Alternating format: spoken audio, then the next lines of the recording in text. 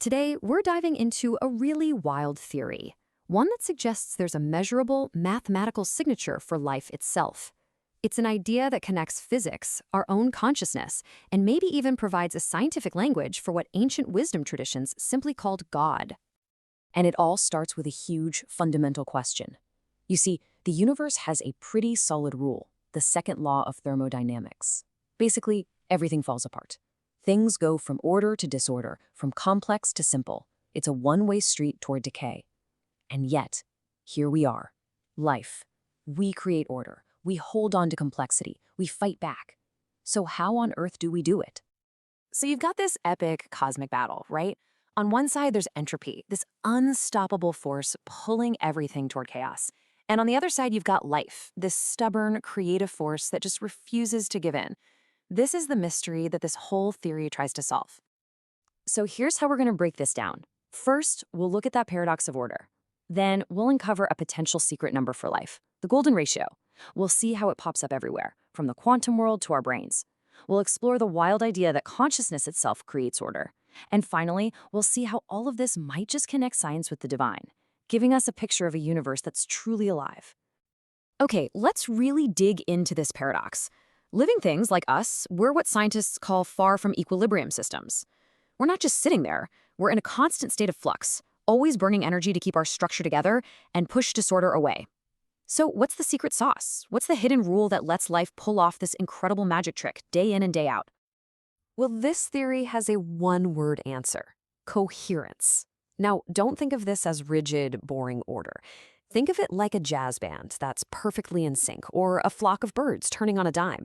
It's dynamic order. It's when all the different parts of a system are communicating and working together so perfectly that the whole becomes stable, but also super adaptable. This, the theory argues, is life's secret weapon against chaos. Okay, but a cool concept is one thing. This is where it gets really mind-bending. The theory says this perfect state of coherence, this sweet spot where life just works, isn't just a vague idea. It has a specific, measurable number attached to it, a mathematical signature. And that signature is this number, a constant, which they call delta omega. And what it measures is the ratio between a system's ability to maintain order versus all the random noise and variation it has to deal with. And when a system is alive and thriving, that ratio always, and I mean always, seems to land right around 1.618. Now, if that number is ringing a bell, it absolutely should. It's the golden ratio, phi. For thousands of years, we've seen it in art, in architecture, in the spiral of a seashell. We've always called it beautiful. This theory suggests it's more than just beautiful. It's the actual mathematical blueprint for how life itself holds together. All right, that is a massive claim, right? So where's the proof? Well, this is where it gets really compelling. The evidence comes from completely different fields of science, all pointing back to that same exact number in the most unlikely places. I mean, we see it at the most fundamental levels imaginable. In photosynthesis, the process that powers most life on Earth, quantum effects stay coherent for hundreds of femtoseconds. That's quadrillionths of a second. That's way longer than they should. Look at our own DNA. The ratio of its spiral is just 0.5% away from the golden ratio. And in our own brains, when people meditate, the electrical synchrony can jump by a factor of 3.61, a number that's directly tied to phi. So let's just step back and look at this. You've got quantum physics, molecular biology, and neuroscience all singing the same tune. This isn't just a string of coincidences. It looks like a fundamental pattern for how life gets its act together at every single scale. And this is where things go from mind-bending science to something deeper. This is probably the most profound part of the whole theory, the idea that our awareness isn't just along for the ride, it's an active player in this cosmic game of creating order. The idea here is that consciousness could actually be a powerful anti-entropy force. We just saw that meditation can measurably increase coherence in brainwaves, but other research suggests it can even increase the coherence of the faint light our cells give off, these things called biophotons. The implication is just staggering. Our focused awareness might be a force of nature that can literally turn chaos into order inside our own bodies. Okay, so if our own minds can create order, then we are right on the doorstep of something that sounds a lot more like philosophy or even theology. And the theory doesn't shy away from that. In fact, it walks right through that door. It proposes a total reframe. Instead of God as some being separate from the universe, this theory suggests that God is the name we've given to this universal, measurable field of coherence itself. The old spiritual idea of a divine presence in all things, what they call divine immanence, is no longer just a concept. It's a quantifiable ratio. It's R delta omega. It's trying to describe God with the language of physics. And, this isn't an idea that came out of nowhere. It actually echoes the philosopher Spinoza from way back in the 17th century. He famously argued that God and nature are just two different words for the exact same self-organizing, incredible reality. And you can hear echoes of it in the work of the theologian Teilhard de Chardin, too. He saw all of evolution as a grand process, moving toward what he called an omega point, a future state of incredible complexity and totally unified consciousness, a state of ultimate coherence. So let's bring it all home. What happens when you weave all these different threads together? You take the physics of coherence, you add the active, ordering power of consciousness, and you blend it with this reframed idea of the divine. What do you get? You get a picture of a universe that is, in its very essence, alive. And yep, there's even an equation for it, but don't let the symbols freak you out. At its core, it's actually really simple. The top part represents all the things that create order. Persistence, feedback loops, having backup plans. The bottom part represents all the things that create disorder, randomness, and noise. And when the ratio between order and disorder hits that magic number, 1.618, boom, you get life. So it all boils down to this one beautiful idea, what the paper calls the principle of living coherence. It's basically a proposed law of nature. Any system that organizes itself, from a single cell to a whole civilization, has to move toward this golden ratio to survive. It's the perfect balance point where you can efficiently turn messy chaos into useful information. So why does any of this matter? Well, the implications are huge. It means life isn't just about biology. It's about maintaining coherence. It even suggests that things we think of as moral values, like honesty or compassion, aren't just nice ideas. They're actually feedback stabilizers. They're the rules that help a whole society maintain its coherence. This could even give us a blueprint for ethical AI, not just programming rules, but engineering systems for this life-affirming balance. The paper sums it all up with this one line that, well, it just kind of gives you chills when you think about it. The universe lives because coherence endures. That's it. That's the whole thing. The reason anything exists at all is because this deep principle of order persists against all odds. So I'll just leave you with this final thought. If any of this is even close to true, what if coherence is more than just a property of life? What if it's the fundamental language of the entire cosmos? A language that speaks in a ratio of 1.618, constantly creating patterns, life, and even us, right out of the chaos. What would change if we all learned how to speak that language? Welcome to the Deep Dive. We tackle the big, complex ideas, the ones that span disciplines, and, well, we try to give you that intellectual shortcut, the core insight. And today, we are really diving deep, aren't we, into a unified field theory. Absolutely. One that tries to resolve maybe the fundamental paradox of existence. It proposes a measurable universal constant, something that links thermodynamics, biology, even consciousness. And some authors, quite boldly, even bring in the concept of the divine. Yeah, we're looking at the sources around the biology of God toward a theory of living coherence. It's incredibly ambitious stuff. Draws from quantum physics, information theory, systems ecology, a real mix. And we're focusing on the quantitative heart of it all, the coherence constant. It's symbolized as delta omega. Right. So our mission today is to cut through that complexity and pull out the core idea. How could a single constant govern, well, all self-organizing processes, and why this specific value? It's really a scientific quest for the mathematical signature of order itself, persistent order. And to really get why this proposed solution is so, well, elegant, we need to start with the problem, the place where physics and life seem to diverge. The enduring paradox of coherence.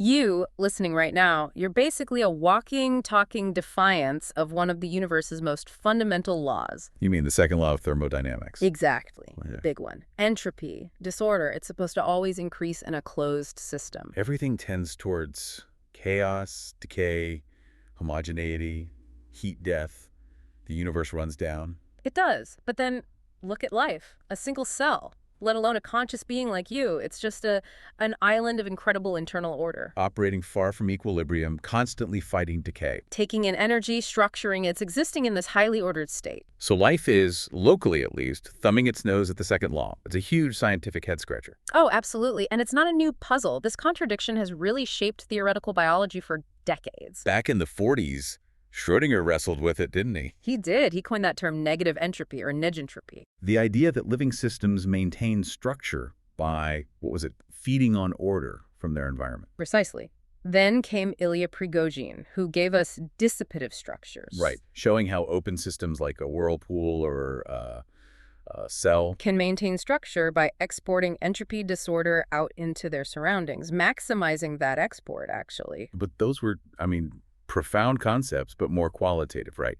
Describing the how. Exactly. They describe the process. This new theory we're diving into claims to offer the quantitative measure. It says this anti-entropic organization comes from a very specific dynamic coherence. A coherence you can actually quantify with a universal ratio. Okay, so here it is, the core finding.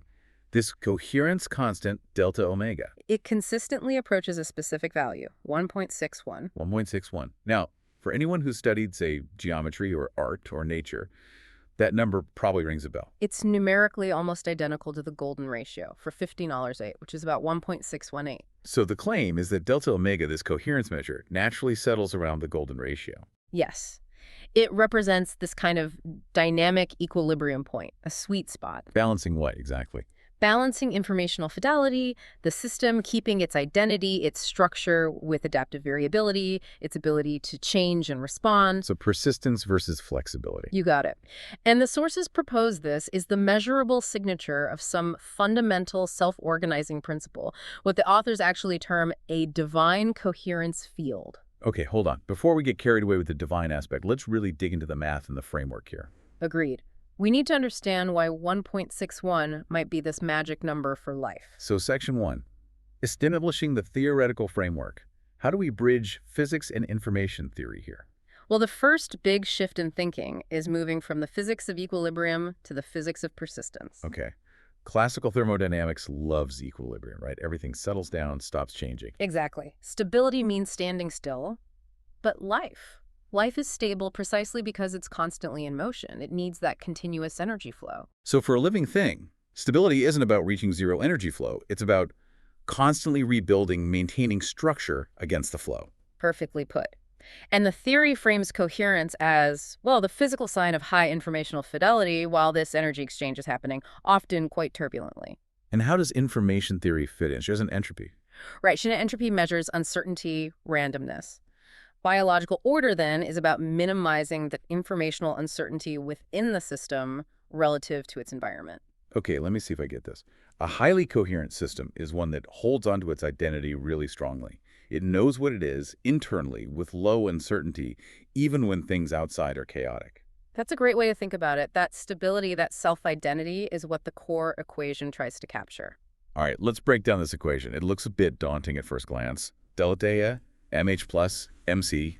It does, but conceptually, it's a ratio. Things promoting order on top, things promoting disorder on the bottom. Okay, the numerator first. PC taxed out, CPT, CTRREAR. Let's start with PCR. Physical or ecological persistence? This is about energetic stability, the system's robust material nature. Think strength of bone or a cell wall resisting pressure. It's the basic physical foundation. Got it. And in CP-back cognitive or systemic persistence, that sounds more dynamic. It is. This is where the living quality really shows up. It's the feedback loop, the system's ability to spot an error, process it, and adjust itself. Self-correction, self-repair, adaptation. So it's tied to how well the system senses and responds internally. Exactly. The transparency and the speed of those internal feedback loops are key for CCPS. Okay, so if PC is like having strong walls. TPS is the smart alarm system and the repair crew that responds instantly. Makes sense. You need both. And they're multiplied by $2, redundancy coefficient. Right. This is the buffer, insurance against information getting corrupted or lost. Life is full of redundancy. Like DNA repair having multiple backup systems. Or the immune system having different ways to target a threat. Precisely.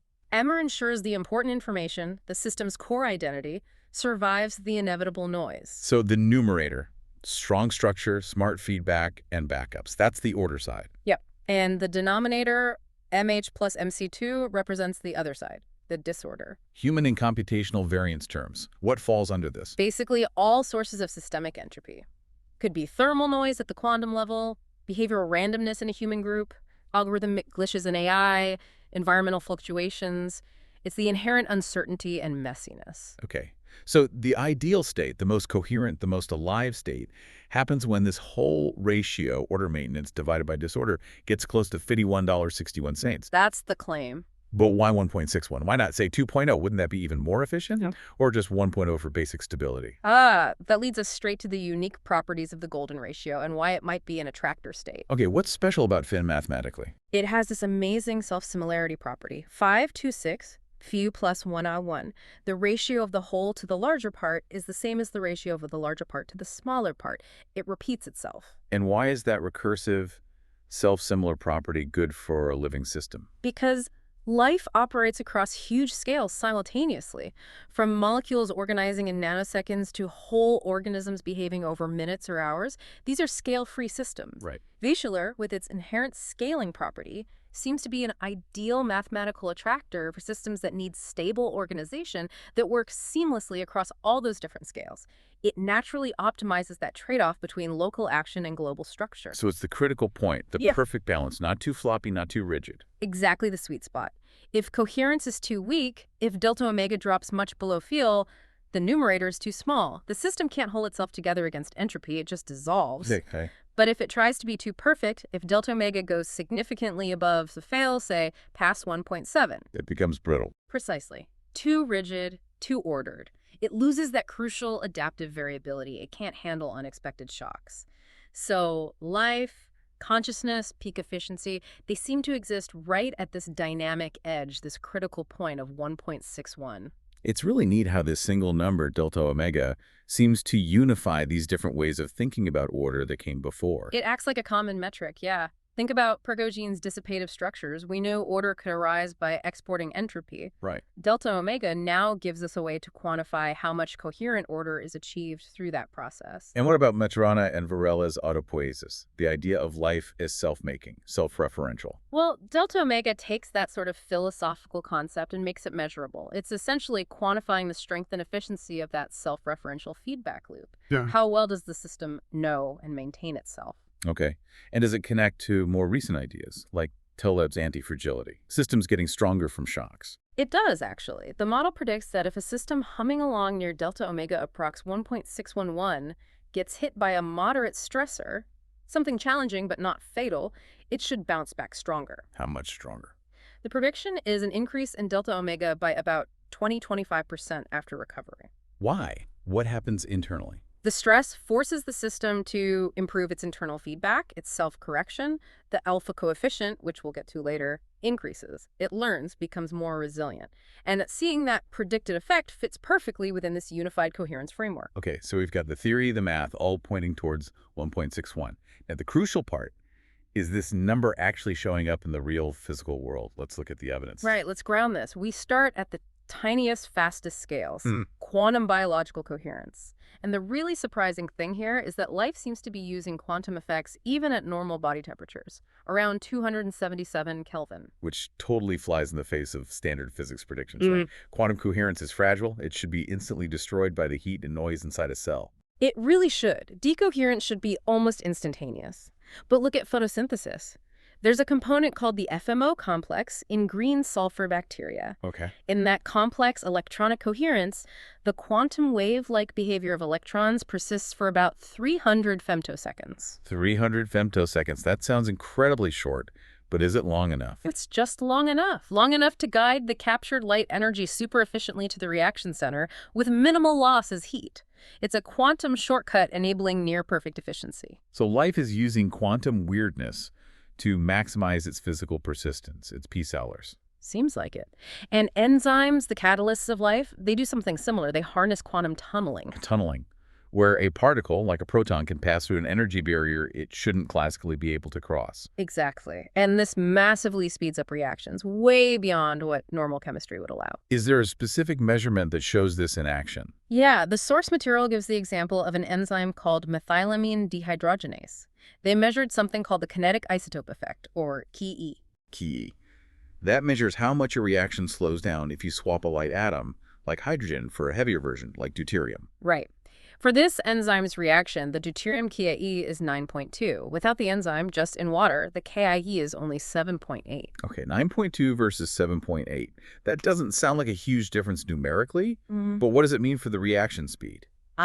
But that difference implies the enzyme is accelerating the reaction by a factor of about 199, $1 billion times faster. 1 billion times. Wow. How? The enzyme's active site essentially creates the perfect conditions, the right geometry, to facilitate that proton tunneling pathway. It dramatically lowers the energetic barrier, achieving incredible efficiency. It's a hallmark of a highly coherent process pushing towards that optimal delta omega. Okay, so quantum dynamics seem to tune to this principle. What about structure? If we move up from femtoseconds, does this constant shape the very molecules of life, like DNA? Let's look at the classic bDNA double helix. If you measure its geometry carefully, the length of one full twist compared to its width or diameter, that ratio comes out as 1.6088. 1.608.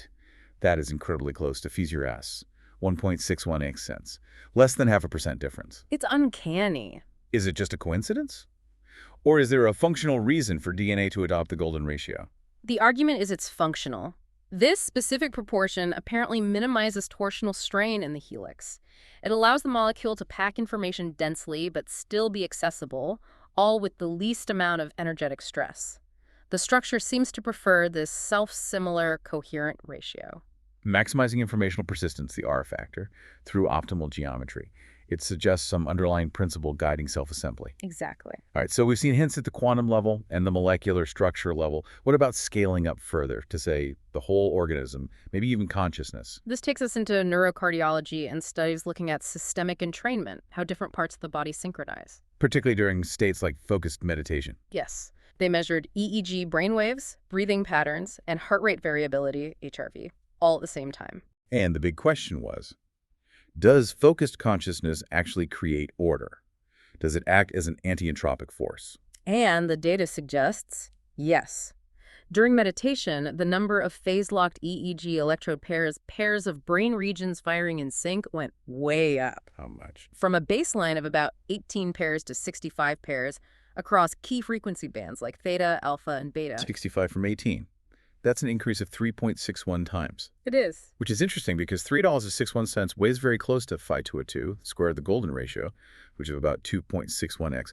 Wait, plus 2 is a phi plus a 1, so $1.61 plus 1 plus a 2.618. The source said 3.61x. Let me double check the source text. The source text does say 3.61x. Okay, that's a significant amplification. Even if the phi 2 connection might be slightly off numerically here, the point is a large increase in synchrony. Right, a huge jump in coherence. It suggests focused awareness isn't just reaching 1.61, it might be amplifying the internal feedback, pushing the system into a state of, let's say, higher order coherence. And this wasn't just happening in the brain. No, that's the key. This increased brain synchrony happened alongside more stable, rhythmic breathing and more coherent heart rate variability patterns. It was system-wide entrainment. Okay, but couldn't that just be relaxation? If you're deeply focused, isn't your brain just quieter? Is it really creating order or just reducing noise? That's a fair question, but the researchers argue it's more than just quieting down. The phase locking they saw was highly structured. Meaning specific important neural networks were synchronizing, often across different frequency bands. It wasn't just a global decrease in activity. It looked like an active, energetic process of organizing information flow, reducing uncertainty. That fits the definition of increasing the CP-Picard factor, active self-correction, and ordering. So consciousness as an active operator reducing entropy. Measurable. Yeah, the implication. Now, if consciousness is generating this measurable internal order, should we be able to detect some kind of physical field or energy associated with it? Does it radiate outwards? That brings us to biophotonics, the study of the ultra-weak light emitted by living systems. UPE, ultra-weak photon emission. Light we can't see, but sensitive instruments can detect. Exactly. And the theory suggests this isn't just random metabolic heat leaking out as light. It might actually be structured, carrying information, a physical manifestation of this coherence field. Okay, what's the evidence connecting this UPE to consciousness or coherence? Well, experiments showed that when subjects were engaged in focused, directed imagination, Yeah. the UPE flux measured near their heads increased significantly, by about 5-fold in some studies. 5 times more light, even if it's incredibly faint to begin with. The measured change itself was tiny, right? Like 5 times 10, 11 watts per square meter. Yes, absolutely minuscule in absolute terms.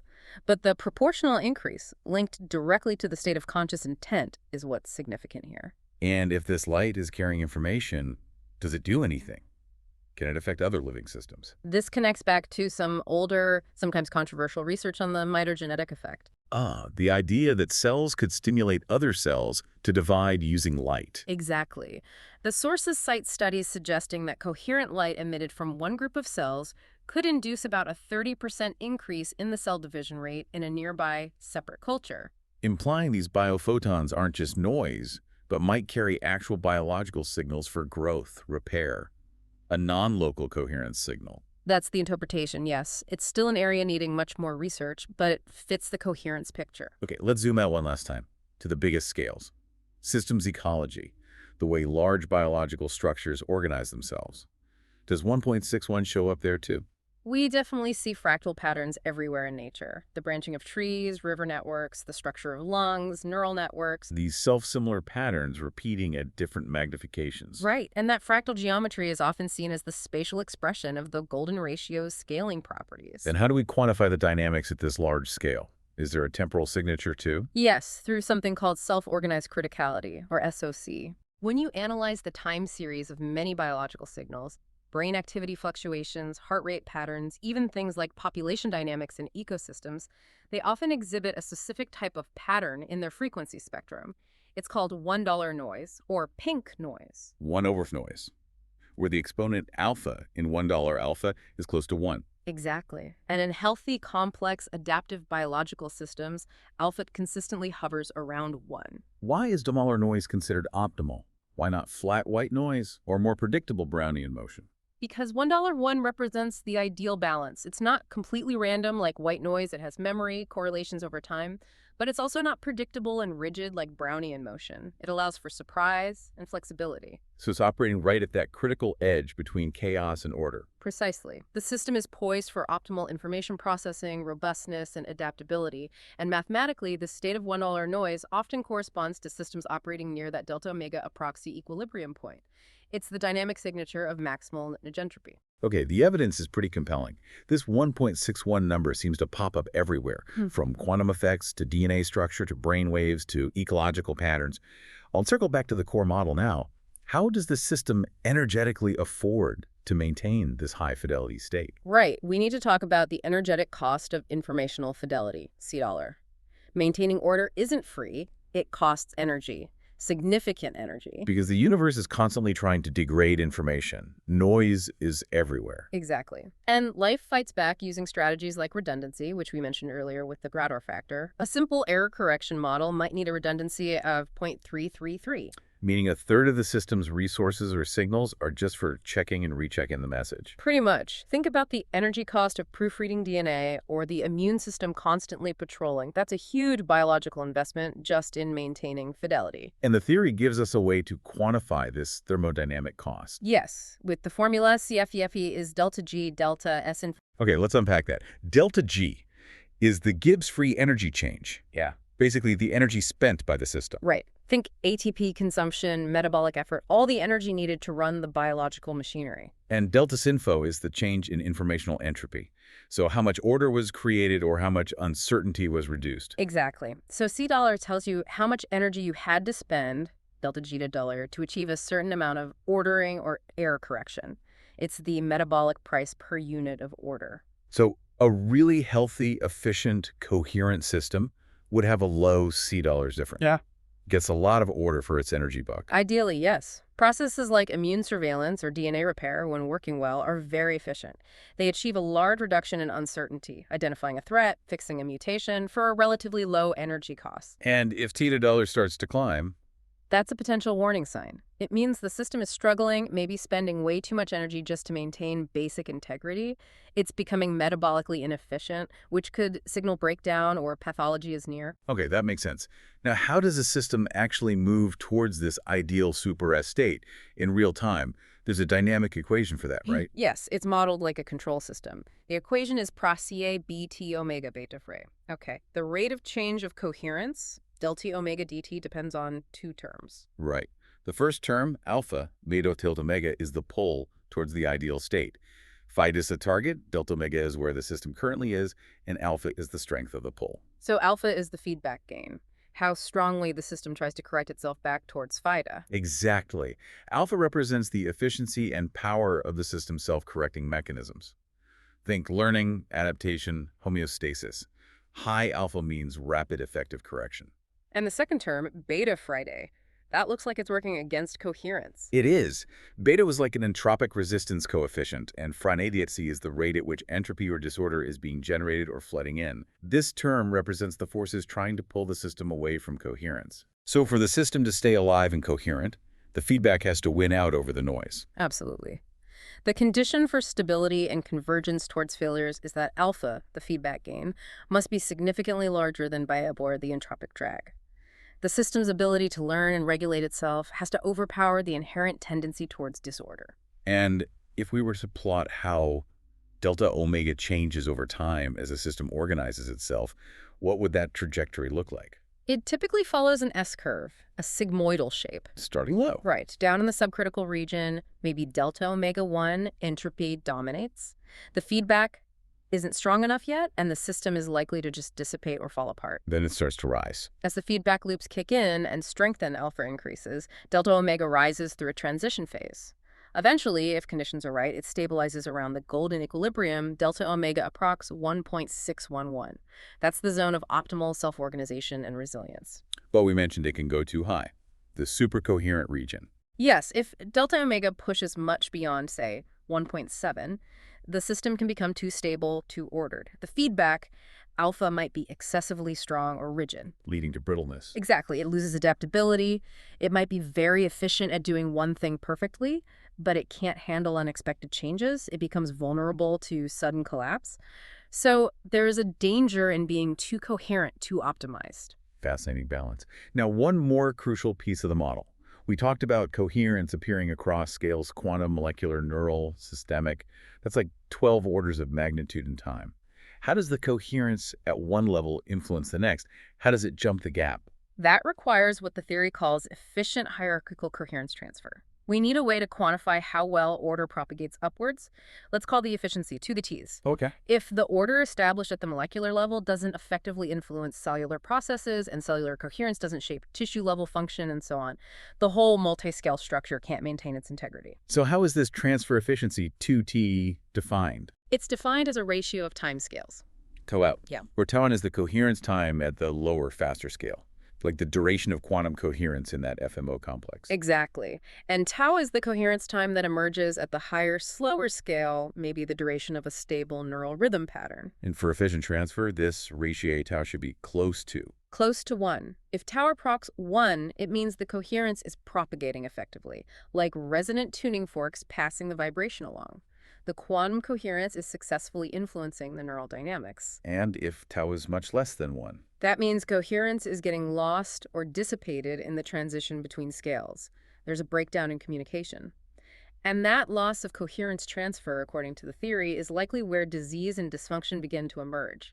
Pathology starts when the scales stop talking to each other efficiently. Okay, we have the model, the math, the evidence. Now we get to the really mind-bending implications.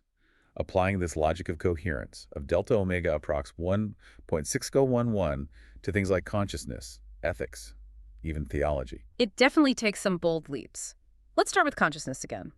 The core finding we discussed from neurocardiology was that focused awareness actively increases systemic coherence. It pushes delta omega towards that optimal zone. Right, which leads to the hypothesis that consciousness isn't just a byproduct of complexity. But maybe it's a process itself. a fundamental coherence amplifying process. Its function is to selectively reduce entropy by stabilizing these global informational states within the system. And if consciousness is defined functionally like that, as a coherence amplifying function that arises from complex feedback. Then the implication is quite radical. It suggests it might not be exclusively a property of brains. You mean other complex systems could have it? Potentially any system, biological, maybe ecological, maybe even one day artificial, if it achieves sufficient complexity in its feedback loops, its memory, and its ability to manage energy flow to reduce internal entropy and net entropic throughput. It might exhibit some form of coherent awareness. That sounds like panpsychism. Is a really complex, self-regulating ecosystem conscious? Well, the sources are careful here. They define it functionally. Does the system exhibit the kind of global, self-referential stabilization that requires high feedback fidelity, CP/ATPR, to maintain itself near that 1.61 ratio? If yes, then functionally, it's performing the operations we associate with awareness. It's less about subjective experience, more about the measurable dynamics of self-organization. Okay, functional awareness as a result of achieving high coherence.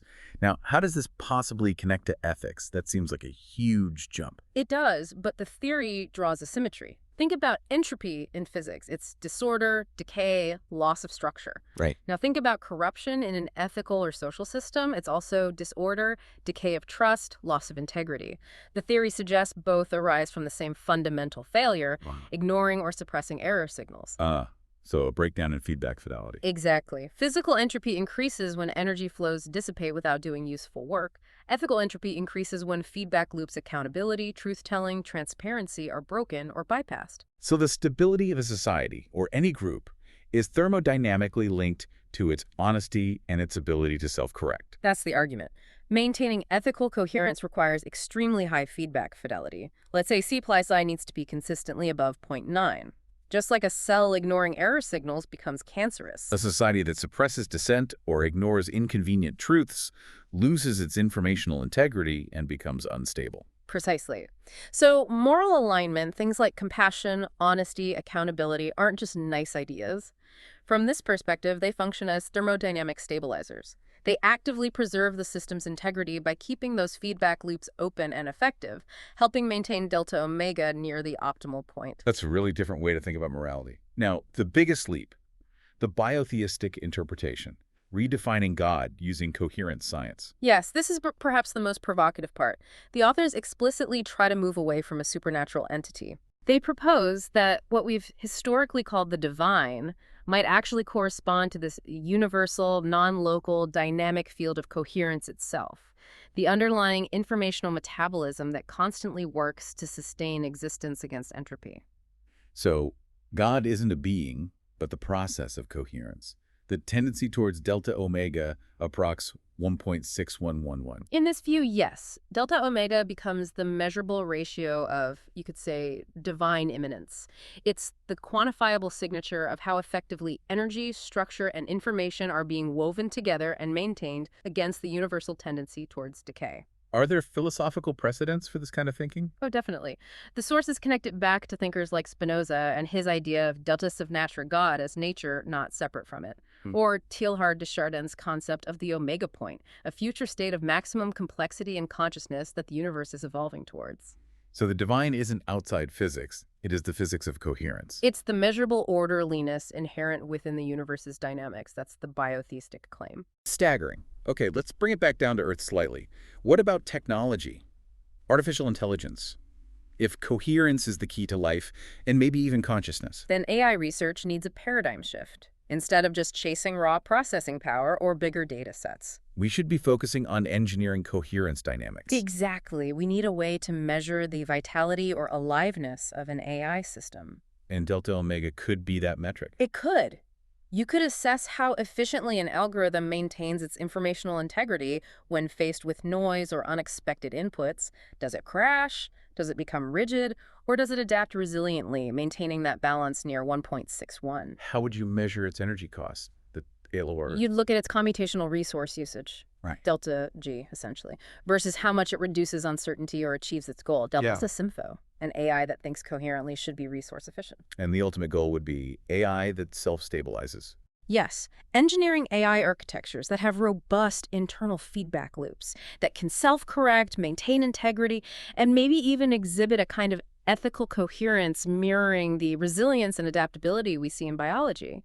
That's a very different goal than just building bigger neural nets. Okay, this is a massive, all-encompassing theory, which means it absolutely must be testable, falsifiable. You can't just wave your hands. You need experiments. Precisely. And the sources outline a very specific, ambitious experimental platform designed to do just that. The Living Coherence Chamber, or LCC. What is the LCC, fundamentally? It's conceived as a highly shielded, closed environment where you can simultaneously measure coherence across different biological and physical scales with extreme precision. The goal is to directly test that hierarchical transfer, great AC day. How would it be set up? You mentioned synchronized platforms. Yes, it requires integrating 3 main layers, all timed together perfectly. There one. The quantum optics layer. Using techniques like femtosecond pump probe spectroscopy to actually watch molecular coherence in action, maybe tracking energy transfer in mitochondria inside living cells, getting that crucial tauing. Layer 2, the bigger picture. The neurophysiological layer. High-density EEG, like 128 channels, plus simultaneous monitoring of breathing, HRV, maybe even muscle tension. This captures the macroscopic physiological coherence, the tau, in a human subject inside the chamber. And layer 3 connects to the biophoton idea. Exactly, the biophotonic layer. Using ultrasensitive, cryogenically cooled detectors to measure that faint UPE light emission, mapping its intensity and potentially its coherence properties. And the synchronization has to be incredible. Absolutely critical. All 3 layers need to be time-locked using something like GPS-disciplined atomic clocks, achieving synchronization down to the nanosecond level or better. That's the only way you could hope to convincingly link a femtosecond quantum event to a millisecond neural pattern. Okay, so with this LCC, what are the key experiments proposed to really test the theory's core claims? Experiment 1, cross-domain coherence transfer. This directly tests D. Can we show that changes in molecular coherence time, maybe from a cheek swab sample analyzed in the optics layer, actually correlate with changes in the subject's brainwave coherence time as they perform different tasks, resting, meditating, solving problems? And the prediction. The strong prediction is that during states of high focus or meditation, the transfer efficiency should optimize. Tau and day should approach 1. If tau and tau remains statistically independent, regardless of the subject's state, then the idea of efficient hierarchical transfer is in serious trouble. Experiment 2, the thermodynamic cost of fidelity, $C breeze. Measuring the metabolic reality. Right. This might use something like neuronal spheroids, little balls of cultured brain cells inside a microcalorimeter to measure their heat output, which relates to energy consumption, delta G to Y. At the same time, you'd analyze their molecular state, RNA expression, signaling pathways, to estimate the change in informational entropy, delta sympho. And you'd compare healthy cultures to stressed ones. Exactly. Induce some stress, like oxidative damage. The prediction is that the stressed, less coherent cultures will show a dramatically higher C dollars. They'll be burning way more energy for less actual reduction in disorder. It would be a direct link between coherence breakdown and metabolic inefficiency. Makes sense. Experiment 3, quantum verification in biophotonics. Is that UPE light really coherent? This is crucial. Is it just random thermal photons, or does it have quantum properties needed to carry information? You'd use sophisticated techniques, maybe involving entangled photon sources or measuring photon statistics very precisely. What are you looking for in the statistics? Thermal light follows Poissonian statistics. True quantum coherence, especially if it's being used for signaling, might exhibit sub-Poissonian statistics less random bunching than classical light. If the measurements consistently show only thermal noise patterns, even during focused mental states. Then the hypothesis that consciousness modulates a coherent biophoton field is likely false, a clear falsification point. Exactly. Okay, finally, experiment 4, global coherence mapping. This one sounds the most out there. Yeah. Testing non-local effects. It directly tests the field aspect. Can one person's coherent state influence another's, even at a distance without conventional sensory contact? How would you set that up? You'd need 2 LCC units, fully shielded, maybe 20 meters apart. Put subject A in one, subject B in the other. Subject A performs a task known to induce high coherence, like focused meditation. Subject B remains passive, maybe resting quietly. And you measure both subjects simultaneously. Yes. You look for correlations. Does subject A's measured increase in EEG coherence show up as a correlated change in subject B's biophoton emission, or maybe even their HRV patterns? Wow. What's the predicted threshold for significance? The sources suggest looking for a statistically significant cross-correlation, maybe see D dollars in 6.6, that appears specifically during A's focused state and isn't present during baseline. And if you don't find that correlation, Then the idea of a non-locally propagating coherence field is significantly weakened. These 4 experiments, taken together, provide a rigorous, albeit technologically challenging path to either supporting or refuting the core tenets of this entire coherence theory. #tag outro. so we started today with that fundamental puzzle. How does life persist? How does order arise and maintain itself against the relentless tide entropy? And the theory of living coherence offers a potential answer. A universal constant, delta omega, hovering around 1.61, the golden ratio. We've traced this number from the fleeting quantum dance in photosynthesis Through the elegant geometry of DNA itself. to the synchronized firing of neurons in a focused mind. And even to the fractal patterns governing ecosystems. It seems to be a universal signature of optimal balance between persistence and adaptability. This single law, this ratio, appears to link energy flow, information integrity, feedback control. Into one golden equation for self-organization. The potential practical implications are just huge. Imagine using delta omega as a real-time diagnostic marker for health. A true measure of vitality. Not just looking for disease markers, but quantifying how well your entire system is maintaining its inherent dynamic order. Tracking subtle deviations from that 1.61 equilibrium could maybe detect stress or incipient illness long before symptoms appear, allowing for truly preventative interventions. And on a personal level, for you listening, there's a powerful takeaway here. Consciousness, your focused awareness, isn't passive. It's demonstrably a tool for generating order, for reducing entropy within your own system. By consciously directing your attention, by working to improve your own internal feedback loops, noticing your stress responses, making deliberate choices, you are likely, quite literally, tuning your own biology towards that optimal 1.61 state. Enhancing your resilience, your efficiency, your overall coherence. Ultimately, discovering this potential coherence constant, delta omega, doesn't really eliminate the mystery of life. If anything, it deepens it. It gives us a more precise language, a mathematical framework to describe the boundary of that mystery. It's a fascinating synthesis, isn't it? In the cold language of science, delta omega is the ratio of persistence to entropy, the attractor state for complex adaptive systems. But in the, let's say, biotheological language hinted at by the sources, it's the signature of that fundamental coherence, that informational metabolism that sustains existence itself. 2 different ways of describing the same core reality. The universe isn't just decaying randomly. Order actively persists. Life happens because coherence endures, striving for that golden mean. So we'll leave you with this thought to ponder.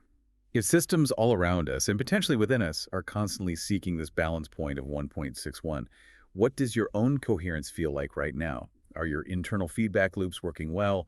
Are you closer to brittle rigidity or chaotic dissipation? Or are you finding that dynamic sweet spot? Something to reflect on until our next deep dive.